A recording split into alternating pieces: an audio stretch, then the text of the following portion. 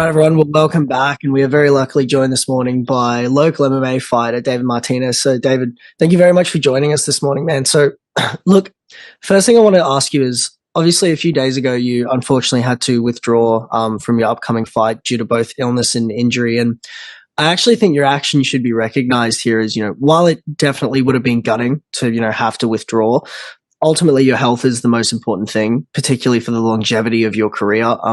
Are you able to speak to the injury at all, or are you kind of looking to just keep that in-house, as it were? Well, I won't go too far into detail, man. But if, in my opinion, like any one of these things by themselves wouldn't be enough to sort of take me out of the fight. It's just that they happen one after another, and overall just didn't leave me in a very good state to be training for a title fight. 100%. Dave, I think a lot of mixed martial artists that sort of come through Eternal, especially being a champion like yourself, have a very good track record, going on and signing with the UFC. I can imagine that would be the end goal for you. So is there a specific time frame that you'd like to achieve this by? Is it sort of something where you're more so happy rolling with the punches and knowing that your time will eventually come? Well, I'm definitely someone who likes to just roll with things, man. I don't have a set time frame because, well, when I do, it just never works out. Yeah, for sure. So, David, your team Ignite have really been making their presence known, especially on the amateur scene, particularly this year, on cards like Beatdown, XFC. What is it specifically that makes Ignite the right sort of gym for you as a mixed martial artist? Is it the sense of community on the mat, or is it the style and approach of the coaches? Yeah, I would say it's a combination of the two things, as well as other factors. But what makes Ignite so great is it's like it's a training hub where people from all around come to and train. And so when you've got people traveling and to train with you, you get all different looks and different body types, and that, while you yourself stay in the same spot.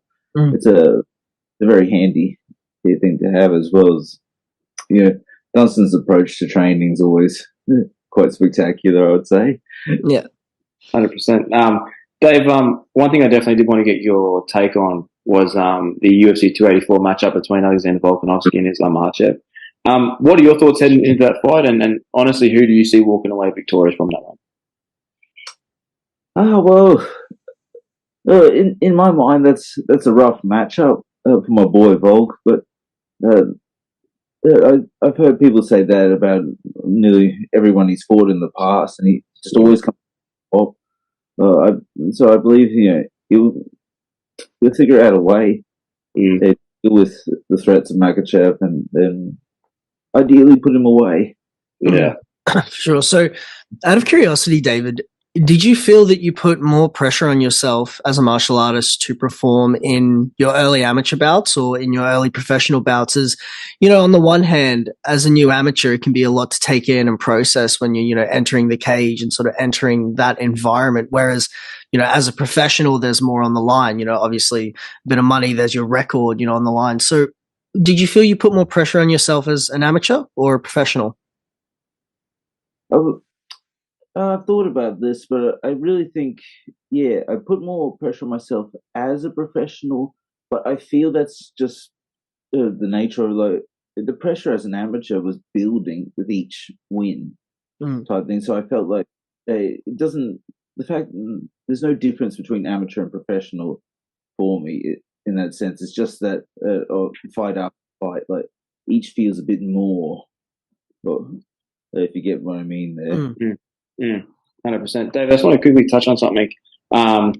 Speaking on your injury, is there sort of a time frame that you can sort of give us on your recovery and ultimately when you'd like to return by, or is that sort of unclear at this point? Well, it looks like I'll have to wait till next year to actually return to competition, but hopefully now that I'm not putting my body through a fight camp and a weight cut, the problems will come good pretty fast. Yeah, 100%. David, whilst pursuing MMA, you're also participating in some grappling comps as well. Do you have any interest in high-profile grappling matches, maybe internationally later on in your career, or is it something where you're just solely focusing on MMA at this point? I would say the sole focus is MMA. Like, I just do grappling comps for fun, and Yeah. I've never taken them seriously or prepared for them or in any Mm. sense. And so I just, occasionally see one and I'll jump in. But I mean, like, speaking of grappling comps, it's like, who would have known that me taking a grappling comp last year was like the ultimate stepping stone to my plan of getting the title back? Mm. Yeah, exactly. Yeah, for sure. So just to kind of touch on that, David, when you first began your martial arts journey, did you find that you took more to striking? Did you take more to wrestling? Did you take more to jiu-jitsu when you first sort of started? Well, when I started, man, I was leaning more toward the striking until, I actually started training, Mm. and I'm not actually that good at the striking business. But hey, this grappling stuff really works. Yeah. Just went down that route, sort of developed my grappling skills, and they've served as my strong base ever since.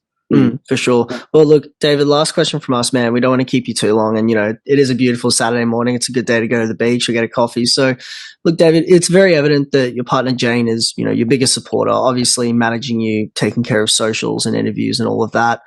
What is it like having someone who is in your corner completely and willing to do those things for you to really push your career forward and to sort of push you to success, especially in a sport like mixed martial arts where, it can sometimes be kind of difficult for people to understand the amount of, work and effort it takes? Yeah, man, my beloved wife and manager, Jane Abdelaziz. She, like, look, guys, like having someone like Jane in your life is just like incredible. There a lot of things that will probably be like forgotten about because I'm the typical fighter and I don't think about these things. Like she's got every base covered. When it keeps in good communication with my coaches, it keeps everyone sort of like on the same page. The team comes together beautifully. That's awesome. Well, look, David, man, we appreciate you giving us a bit of time today, man, and go enjoy your Saturday. But look, rest up, and we look forward to seeing you return to Eternal and defending your lightweight strap soon. And we look forward to seeing you in the UFC as well one day. We'd love to chat again in the future. Awesome. Thank you for having me, guys. No problem. No problem at all. Definitely. Awesome, Thank you, man. David. Have a good one.